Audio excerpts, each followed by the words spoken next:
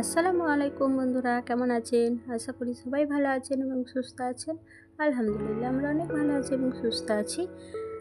তো বন্ধুরা, আজ আমি আপনাদের জন্য নিয়ে চলে এসেছি গ্রাম বাংলার অতি পরিচিত এবং ভীষণ তৃপ্তিদায়ক একটি রেসিপি, লাউ শাকের ডাঁটা দিয়ে কলাইয়ের বড়ি, আলু ও বেগুনের চচ্চড়ি।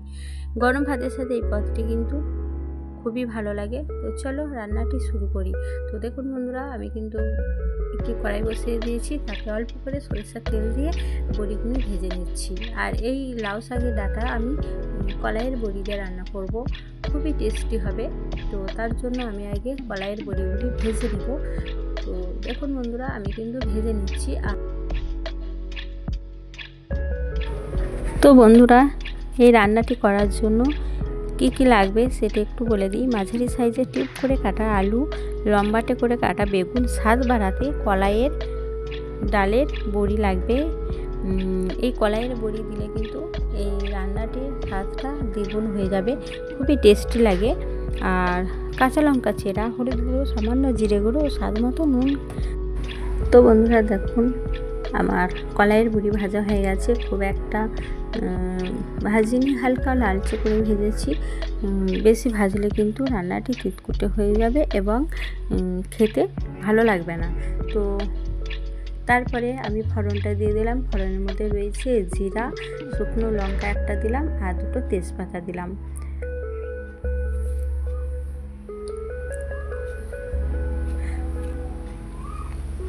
ফোড়নের মিষ্টি গন্ধ বেরোলেই কেটে রাখা আলুগুলো মিনিট দুয়েক ভেজে নেব। আর এই আলুগুলি ভাজা হয়ে গেলে কেটে রাখা বেগুন আমি 1 মিনিট ভেজে নেব। বেশি ভাজবো না, বেগুন যেহেতু এমনিতেই নরম, তো তার জন্য বেশি ভেজে নেব না, অল্প করেই ভেজে নেব।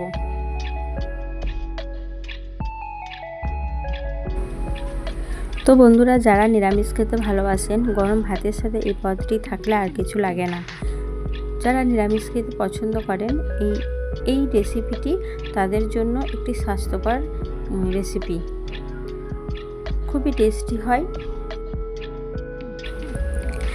তো বন্ধুরা, আমি কিন্তু অল্প করে হলুদ গুঁড়ো দিয়ে দিলাম। এখন কিছু মশলা দেব না, ভালোভাবে হলুদ গুঁড়ো দিয়ে ভেজে নেব আলু আর বেগুন ভালোভাবে। তো ভাজা হয়ে গেছে। দেখুন বন্ধুরা, এই রান্নাটি কিন্তু খুবই টেস্টি হয়। তারপরে আমি ধুয়ে রাখা ডাঁটা এবং লাউ শাক দিয়ে দিচ্ছি।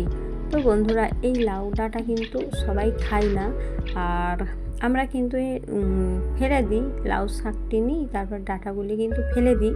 কিন্তু এইভাবে রান্না করে দেখবেন, বাড়িতে একবার হলেও ট্রাই করবেন। আমি বলছি, খুবই টেস্টি হয় এই রান্নাটি।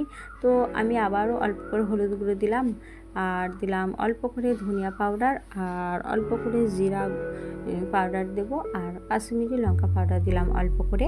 তারপরে ভালোভাবে নাড়াচাড়া করে নেব। মশলাগুলি কিন্তু খুব সুন্দরভাবে নাড়াচাড়া করে নিতে হবে। সমস্ত সবজি খুব সুন্দর করে আমি একবার কষিয়ে নেব। আর সবজি কষানো হয়ে গেলে পরিমাণ মতো জল দেব। তো দেখুন বন্ধুরা, আমি পরিমাণ মতো জল দিই, বেশি জল দেওয়ার দরকার নেই, শাক থেকে কিন্তু জল বের হবে। আমি 2 মিনিটের মতো ঢাকনা দিয়ে চেপে রেখেছিলাম ডাঁটাগুলি সেদ্ধ করার জন্য। তো আমি আবারও ঢাকা খুলে আমি কিন্তু সরিষা বাটা দিয়ে দিলাম এরপরে। আর সরিষা বাটা অপশনাল, দিতেও পারো নাও পারো। সরিষা বাটা দিলে রান্নাটি খুবই টেস্টি লাগে, তো তার জন্য আমি সরিষা বাটাটা দিই। তো আবারও খুব ভালোভাবে সবজি এবং মশলা খুব ভালোভাবে কষিয়ে নেব। আর এই রান্নাটি খুব সুন্দরভাবে কষিয়ে নিতে হবে। যত কষাবে কিন্তু রান্নাটি টেস্টি বাড়বে। আর একটা কথা বন্ধুরা, সবজি কষানো হয়ে গেলে পরিমাণ মতো জল দিতে হবে। যতটুকুই লাগবে ততটুকুই আমার কিন্তু জল দেবো। যেহেতু এটি মাখো মাখো হবে, তার জন্য বেশি জল দেওয়ার দরকার নেই। আর শাক থেকে কিন্তু জল বের হবে, ঢাকনা যখন দেব তখন কিন্তু ঢাকনা থেকে জল বের হবে। তো তার জন্য পরিমাণ মতোই জল দিতে হবে। আর তারপর দেখুন বন্ধুরা, ভেজে রাখা কলাইয়ের বড়ি আমি দিয়ে দিচ্ছি, আর অল্প করে জল দিয়ে দিলাম। যেহেতু আমি কলাইয়ের বড়ি দিলাম, তো তার জন্যই অল্প করে জল লাগলো, কেননা কলাইয়ের বড়ি জল শুষে নেবে সব।